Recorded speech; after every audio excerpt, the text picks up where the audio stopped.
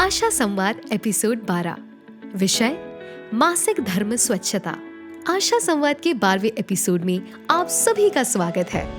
आज हमारा अत्यंत महत्वपूर्ण विषय है मासिक धर्म स्वच्छता। मासिक धर्म से जुड़ी धारणाएं, असमानता और स्वच्छता की कमी आज भी समुदायों में देखी जाती है। इसलिए इस विषय पर सही जानकारी होना हम सभी को आवश्यक है।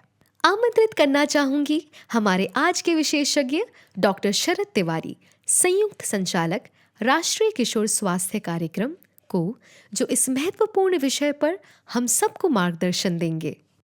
आज हम जिस विषय पर बात करने जा रहे हैं वह है मासिक धर्म स्वच्छता यानी मेंस्ट्रुअल हाइजीन। यह सिर्फ एक स्वास्थ्य संबंधी मुद्दा नहीं है, बल्कि समस्त किशोरियों और महिलाओं के सम्मान, सुरक्षा और बेहतर भविष्य से जुड़ा हुआ विषय है।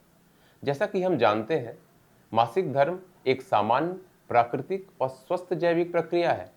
फिर भी सही जानकारी की कमी, झिझक और कुछ मिथकों के कारण कई लड़कियां आज भी सही स्वच्छता सामग्री इस्तेमाल नहीं कर पाती। परिणाम स्वरूप संक्रमण, स्कूल से छुट्टी, मानसिक तनाव और कई बार सामाजिक भेदभाव जैसी चुनौतियां सामने आती हैं। यहाँ पर हमारी आशा बहनों की भूमिका बहुत महत्वपूर्ण हो जाती है। आप ही वो पहले भरोसेमंद व्यक्ति हैं जो गांव की किशोरियों और महिलाओं को सही जानकारी दे सकते हैं। मासिक धर्म के दौरान स्वच्छता का महत्व, नियमित रूप से सैनिटरी प्रोडक्ट के विकल्पों का उपयोग, साफ पानी, साबुन और सुरक्षित निस्तारण जैसे व्यवहारों को अपनाने में आपका मार्गदर्शन अत्यंत महत्वपूर्ण है। आज का यह एपिसोड वही सरल और प्रभावी संदेश देगा जो आप अपने क्षेत्र की किशोरियों और माताओं को और उन परिवारों तक पहुंचा सकते हैं, ताकि हर लड़की निश्चिंत हो, स्वस्थ हो सके और आत्मविश्वास के साथ अपने जीवन को आगे बढ़ा सके। आइए हम मिलकर एक ऐसा वातावरण बनाएं जहां मासिक धर्म के बारे में खुलकर बातें हों और हर किशोरी और महिला को सही जानकारी और सुविधा मिल सके। धन्यवाद महत्वपूर्ण विषय पर प्रकाश डालने के लिए। प्रत्येक बार हमारी किशोरियों एवं महिलाओं को एक प्राकृतिक शारीरिक अवस्था का प्रबंधन करना होता है। आइए जानते हैं कुछ विस्तार से। नमस्कार बहनों, आशा संवाद के इस एपिसोड में आज हम बात करेंगे मासिक धर्म स्वच्छता यानी मेंस्ट्रुअल हाइजीन के बारे में। मासिक धर्म एक सामान्य, प्राकृतिक, जैविक प्रक्रिया है। बावजूद इसके हम ये देखते हैं कि बहुत सारी महिलाएं एवं किशोरियां इससे जुड़ी हुई बहुत परेशानियों के बीच में ग्रसित रहती हैं। जानकारी का अभाव, संसाधनों की कमी, सामाजिक झिझक या मिथ्याओं से घिरे हुए लोग अपने आप को पाते हैं। इससे संक्रमण बढ़ता है, असुविधा होती है, स्कूल कॉलेज से कभी छुट्टी लेनी पड़ती है या लोगों का मनोबल टूटता है। तो आज के इस एपिसोड में हम वैज्ञानिक तथ्यों को साथ लेकर के व्यवहार परिवर्तन के बारे में बात करेंगे। खास तौर से आशा बहनों की भूमिका को हम विस्तार से इसमें चर्चा करेंगे। हमें विश्वास है कि यह जानकारी आप सबको उपयोगी होगी। आज की प्रेरणादायक कहानी है खजुराहो राजनगर ब्लॉक, जिला छतरपुर की आशा कार्यकर्ता श्रीमती उमा गुप्ता की, जिन्होंने अपनी कर्मठता एवं समर्पण से एक गर्भवती महिला की जान बचाकर मानवता की मिसाल कायम की है।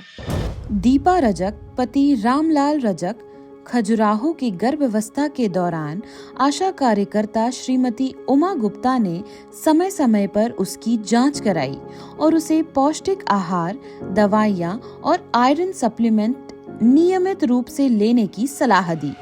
जांच के दौरान पता चला कि दीपा का हीमोग्लोबिन मात्र 8 ग्राम था, जिससे वह हाई रिस्क कैटेगरी में थी। उमा जी लगातार उसकी निगरानी करती रही और उसे समझाती रही कि स्वस्थ खान पान, समय पर जांच और दवाइयां लेना बहुत जरूरी है। प्रसव के समय जब उसे खजुराहो अस्पताल में भर्ती किया गया, डॉक्टर ने स्थिति गंभीर होने के कारण उसे छतरपुर रेफर कर दिया। वहां पहुंचने पर डॉक्टरों ने बताया कि मरीज का ब्लड बहुत कम है और तुरंत रक्त की आवश्यकता है, लेकिन उस समय कोई रक्तदाता उपलब्ध नहीं था और परिवार का कोई सदस्य रक्तदान करने को तैयार नहीं था। इस गंभीर स्थिति में उमा गुप्ता ने अपने कर्तव्य और मानवता को सर्वोपरि रखते हुए तुरंत निर्णय लिया कि वे स्वयं मदद करेंगी। उन्होंने देखा कि महिला का ब्लड ग्रुप ओ पॉजिटिव है, जो उनके बेटे का भी ब्लड ग्रुप था। उमा जी ने अपने बेटे को कॉलेज से बुलवाया और उसका ब्लड निकलवा कर मरीज को चढ़ाया। इसके बाद भी मरीज को और अधिक ब्लड की आवश्यकता पड़ी, तो उमा जी ने दीपा के पति को बहुत समझाया और बताया कि ब्लड देने से कोई नुकसान नहीं होता, बल्कि इससे जीवन बचता है।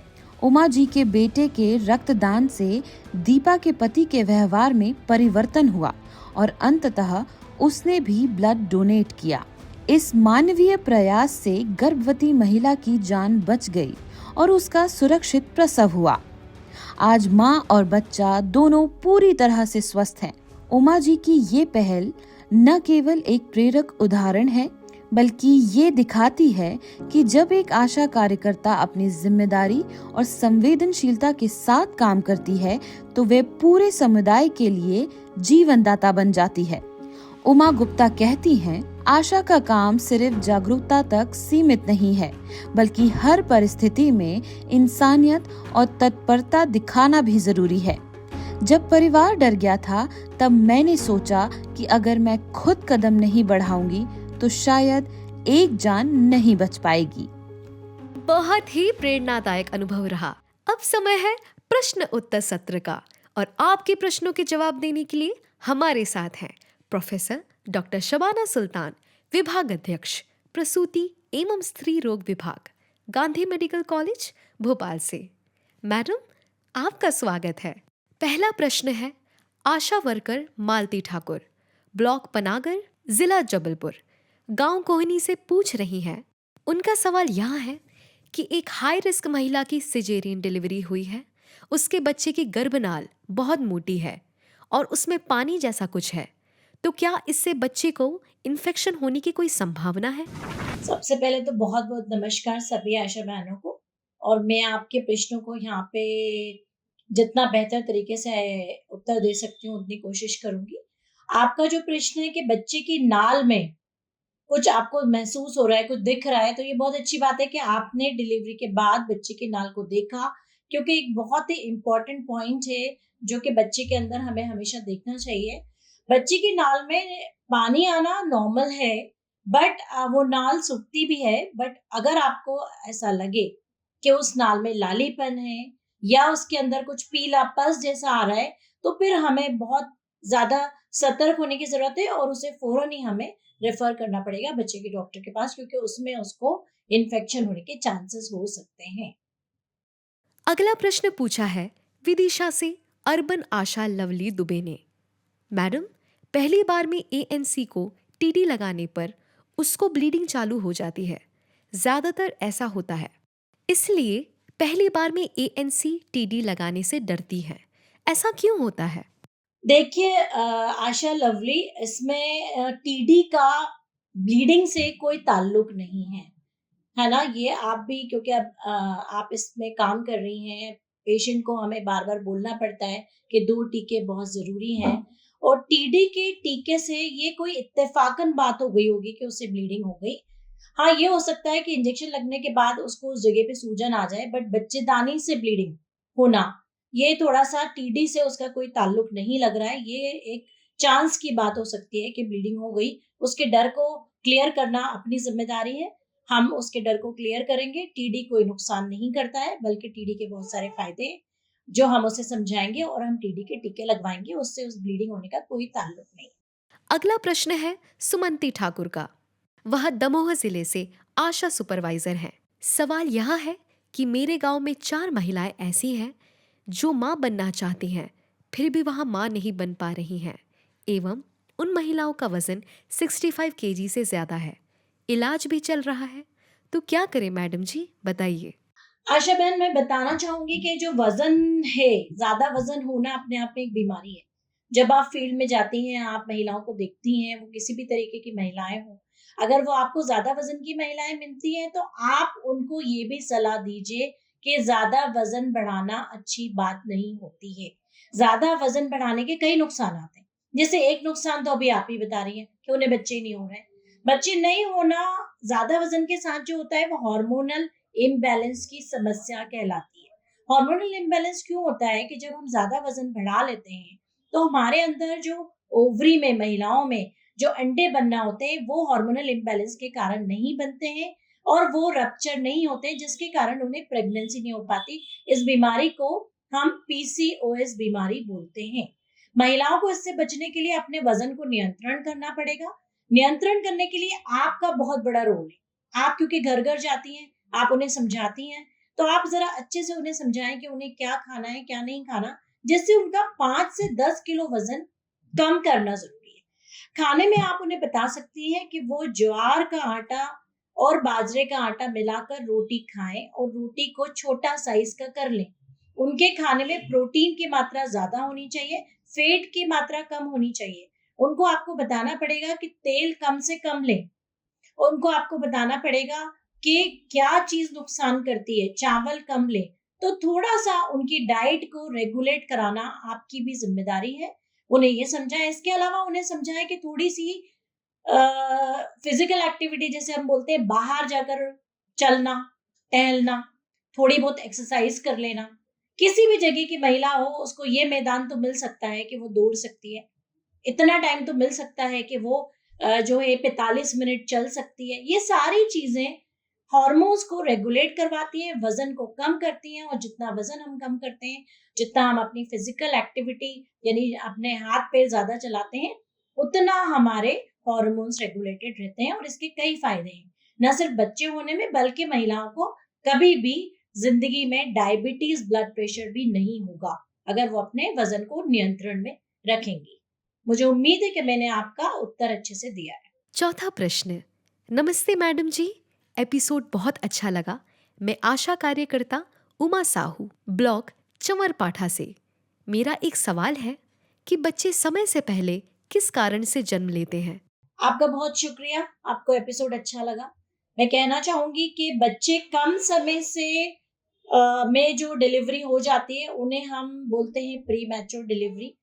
जो ये छोटे बच्चे होते हैं किस कारण से हो जाते हैं, इसमें महिला में कोई ना कोई ऐसी गंभीर चीज होती है जिसपे हमें ध्यान देना होता है और उसे जल्दी सुरक्षित अस्पताल पहुंचाना होता है। जैसे कि महिला में किसी तरीके का इन्फेक्शन होना, महिला की ट्विंस यानी कि 2 बच्चे होना, उसमें बच्चे बहुत डेवलप नहीं हो पाते, 2 बच्चे जल्दी डिलीवर हो जाते हैं।